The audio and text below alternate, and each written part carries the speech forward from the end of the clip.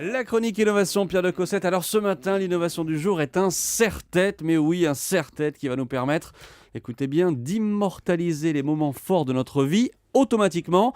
Il va falloir que vous nous expliquiez ça, Pierre. Je suis pas sûr de tout comprendre. Alors, c'est pas un serre-tête classique, effectivement. En velours, le classique en velours pourpre avec le petit nœud pour les petites filles, un petit peu tradit, on va dire. Non, là, ça n'a rien à voir. Ce serre-tête, il s'appelle Neurocam et il vous appuie un peu au niveau des tempes, de sorte qu'il capte l'activité de votre cerveau, une sorte d'électroencéphalogramme. Par définition, lorsque quelque chose ou quelqu'un passe dans votre champ de vision et qu'il vous intéresse, votre cerveau s'active.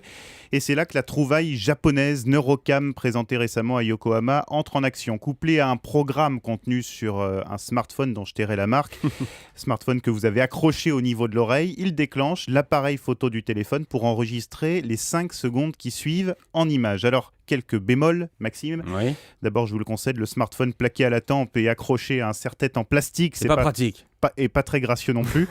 Mais ce n'est que le début. L'idée est que tout ça devienne plus discret. Mais surtout, au-delà du look, les détracteurs du projet, car il y en a déjà, se posent quelques questions sur les risques de santé. Toujours les histoires des ondes téléphoniques avec le smartphone collé au cerveau. Et puis, il y a l'usage qui pourrait en être fait par les pros du marketing. Si toutes ces données leur sont transmises, quand vous êtes par exemple dans un magasin et qu'un produit vous plaît, ça arrive directement aux annonceurs. Un site internet parle du Neurocam comme d'un casque à pub. Un casque à pub. Merci, Pierre de Cossette.